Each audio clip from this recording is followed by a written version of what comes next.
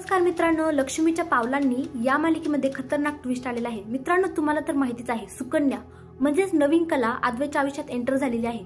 परंतु आता तिलाही असं वाटतंय की माझं हृदय खरंच एका स्पेशल व्यक्तीसाठी धडधड करत आहे आणि ती स्पेशल व्यक्ती कोण असेल आता ती त्याचा शोध घेणार आहे। कारण हे हृदय माझं नाहीये, हे मला कुणीतरी दिलंय आणि या हृदयावर ज्या व्यक्तीचा हक्क आहे मी त्याच व्यक्तीला हे माझं हृदय देणार। तर इकडे आता तीच मुलगी सुकन्या आता अद्वैतच्या घरी आलेली आहे, कारण ती आबांची नर्स म्हणून तिला अद्वैतने जॉब दिलेला आहे।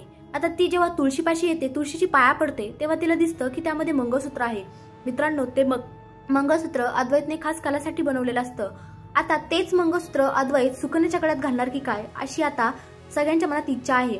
तर आता तेच मंगळसूत्र घेऊन ती आतमध्ये येते आणि दाखवते की हे मंगळसूत्र तुळशीत होतं, हे मंगळसूत्र घरच्या लक्ष्मीचं असेल, मग असं तुळशीत का टाकलेलं आहे।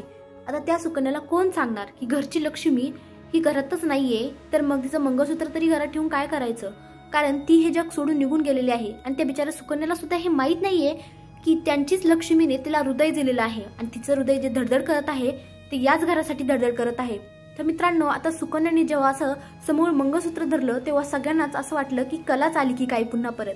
तर मित्रांनो, या सगळ्यांना आता कळणार का की ही सुकन्या म्हणजेच आपली कला आहे, कलाचं हृदय हिच्यामध्ये धडधड करत आहे, म्हणजे आपली कलाच आहे।